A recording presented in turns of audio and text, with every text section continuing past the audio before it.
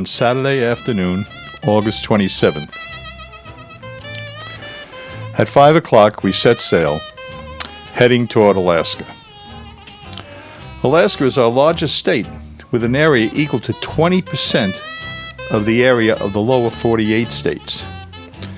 Yet, it has a population total of only 700,000 people, with a population density of 1 square mile per person, versus 1 square mile for 87 people in the lower states. Although we're heading to Alaska, we will only see the southern western coast, sort of the tail of the dog. The 4 green dots on the map represent the 3 villages we will visit and Seattle. The big mass to the northwest is the rest of Alaska. A map of our itinerary shows that our trip will first visit Juneau. The next day we will cruise into Glacier National Park. Next we will visit Sitka, then Ketchikan and Victoria, British Columbia, before returning to Seattle.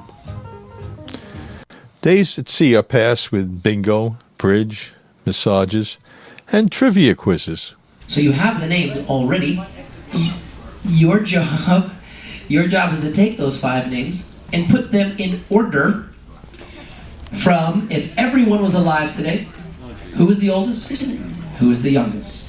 1, 2, 3, 4, and 5. I'll give you 1 point for each name in the right spot. 1, 2, 3, 4, 5. 1 would be basically who was born first, who was born earliest. 2, who was born second, third. You get my point. The names are these.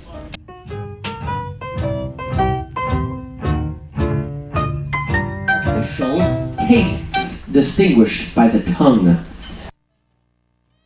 Our travel agent, Peacock Travel, treated us to lunch in the Pinnacle Grill, an upscale restaurant. There we had good food and some animated discussions. Let's sing now, Rick. I loved it.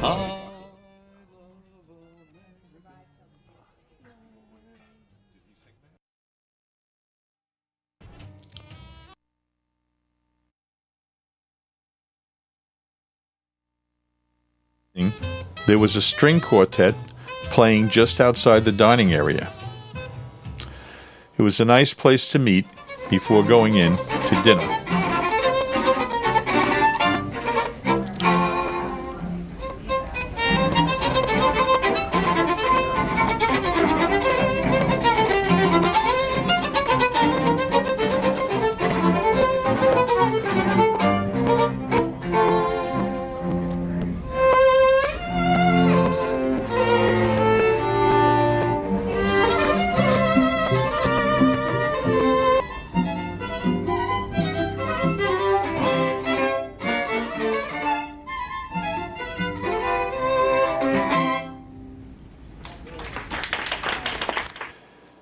And after dinner, a trip to the piano bar was always fun.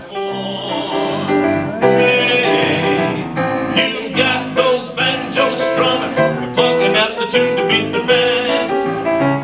The whole plantation's humming, 'cause you put Dixie back to Dixieland. You make our cotton easy to drink. Hey, you get my home and Jula bucket.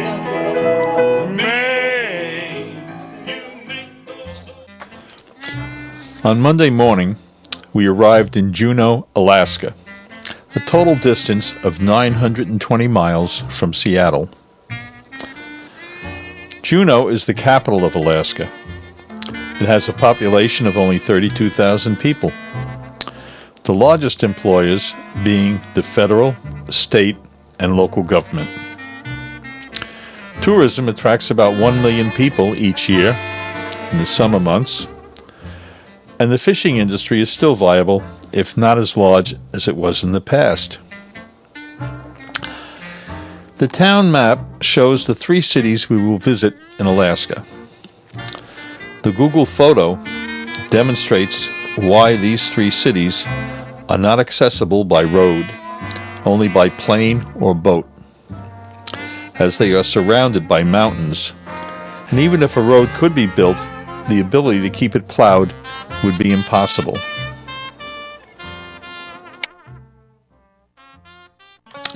Excursions in Alaska capitalize on the beautiful and unique environment, the lack of civilization, and the wildlife that exists. In Juneau, our group took 2 excursions. One group went on a rafting trip down a river, culminating into the Mendenhall Glacier.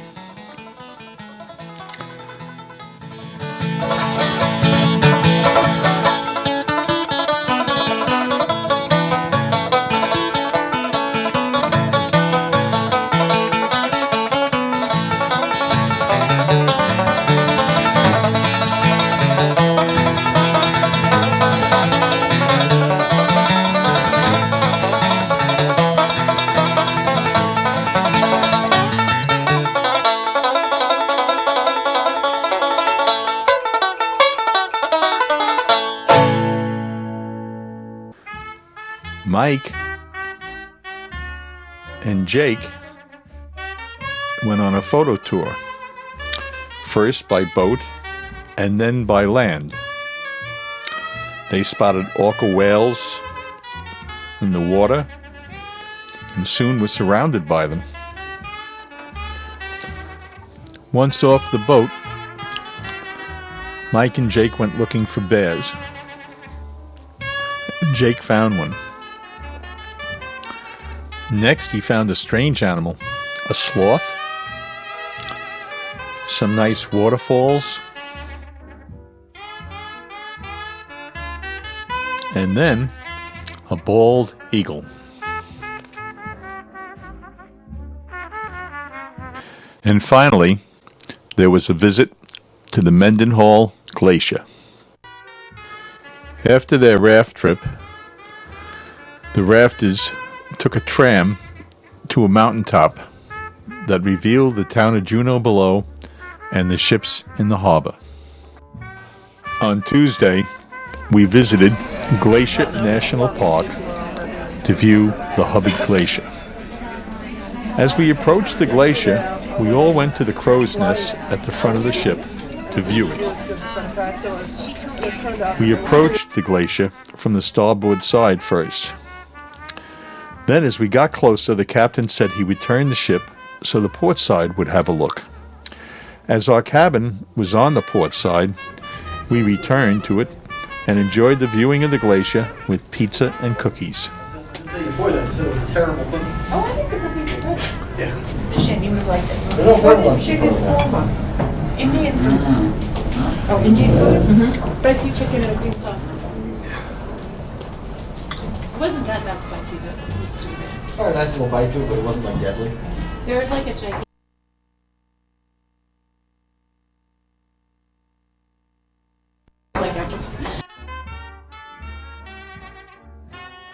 The height of the Hubbard Glacier is roughly 350 to 400 feet. That's ice coming out of the water, not to mention the ice below.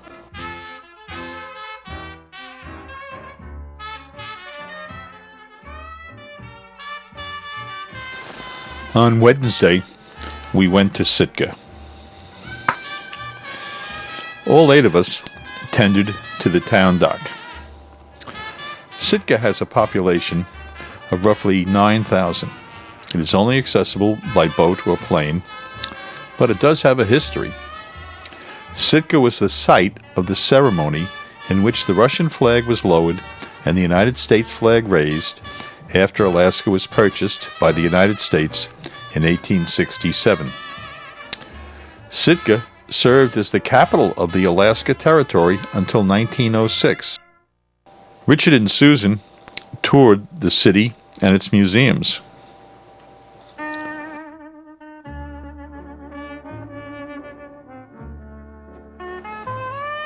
Pretty fancy stuff for a town in Nowheresville.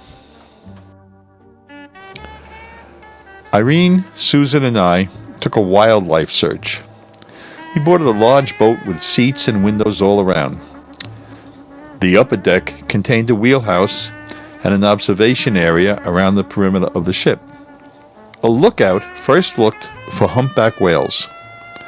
When he spotted one, we would chase it, hoping to see it surface.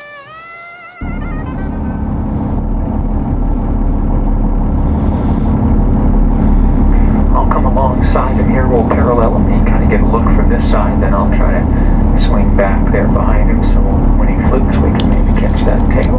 We learned something about humpback whales on this trip. They are huge mammals. Average length 40.5 feet for males, 42 feet for females. Weight 25 to 40 tons. The whale dives to the bottom and consumes krill and other sea life. Then it returns to sea level and prepares to dive again. Seeing the entire fluke come out of the water is our goal. Whoa, there it is. Well folks, I don't think it gets much better than that. It's a pretty close view of that large fluke there, so hopefully you enjoyed that. So he's going to go down for probably another... We succeeded. Score 1 fluke. The search continues. Is up at 11 again. We'll try to get up there closer and hopefully he'll throw that fluke. Now this one looks like he's definitely traveling here.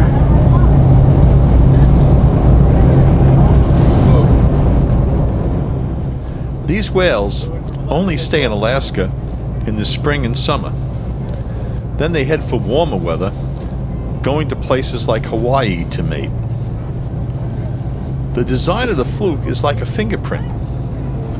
No two whales have the same pattern. It makes it easy to trace them.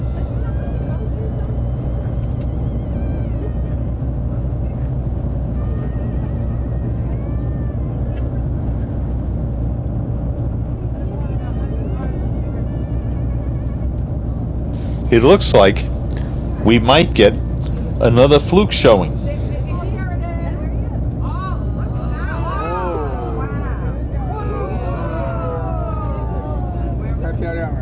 And a nice big beautiful fluke there. So let's go ahead and head down here. How about that? Score 2 flukes.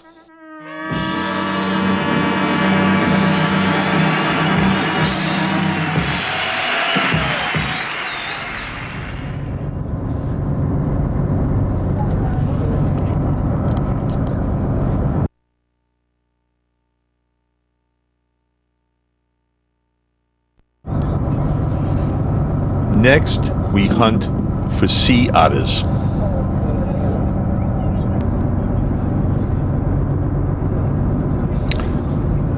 They appear easy to find. The sea otter population was almost wiped out by Russian fur merchants. Today it is a protected species in Alaska. The otters hang out in groups. The young males playing, and the older ones resting. They're cute, aren't they? Oh, they're adorable. They just sit there with their feet up, like chilling, looking at you. Oh, look at that. One of them's looking right at us.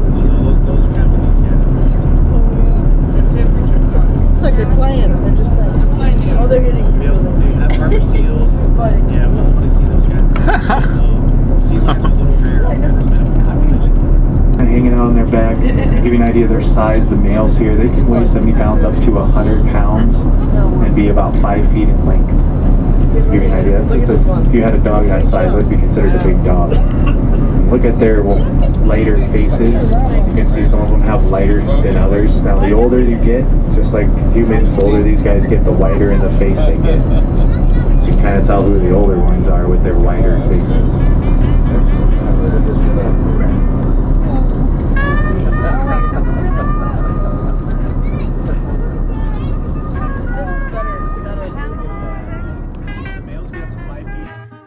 And for a finale, we had a bald eagle sighting.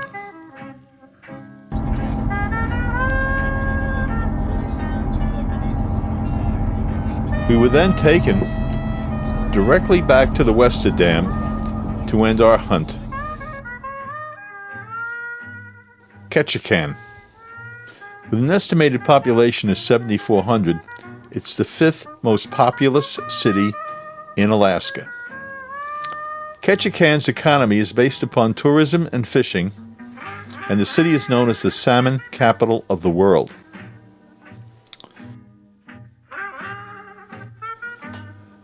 We had breakfast in our room when we docked. A veranda looked down on Ketchikan, revealing a large number of jewelry stores and restaurants featuring fresh salmon. Mike, Jane, and Jacob rented a pontoon boat and explored the local bay by water.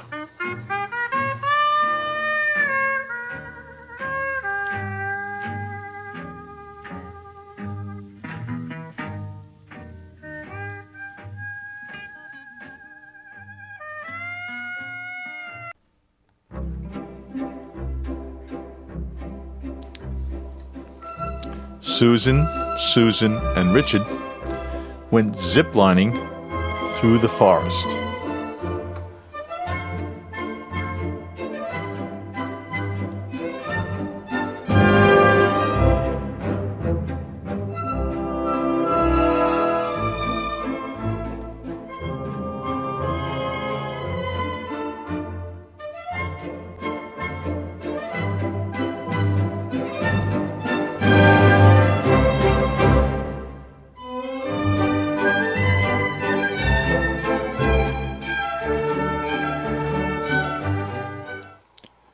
After leaving Ketchikan, we will then head for Victoria, British Columbia. This will take until Friday evening when we can go ashore there. As this probably will be the last evening meal for most people, the Baked Alaska dessert presentation was tonight.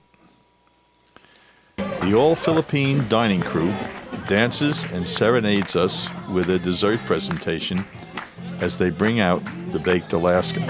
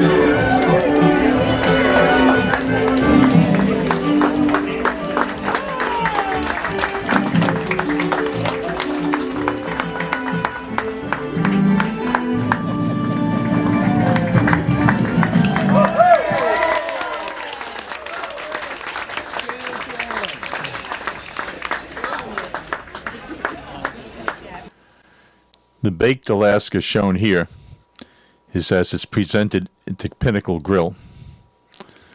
Ours was served out of tubs.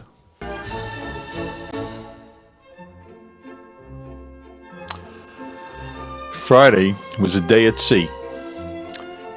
It was our last cruise day, so we had to pack our bags to put out that night, as we would be in Victoria, British Columbia in the evening.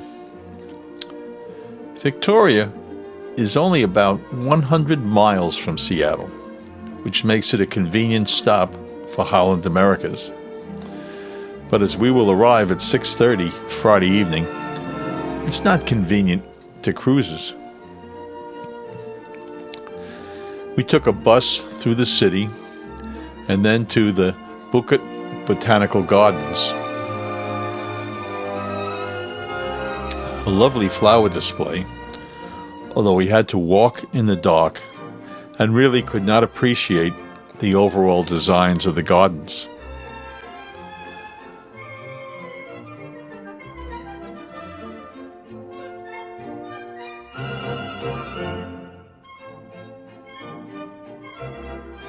On the way back through the city, we stopped to photograph the Parliament building, all lit up, and other sights.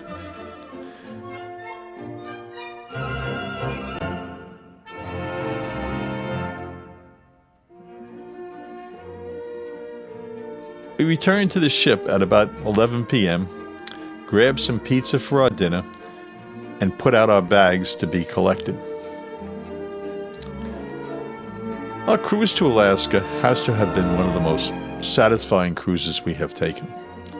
Seeing glaciers, whales, eagles in a totally wild environment is a first for us and one we appreciate very much.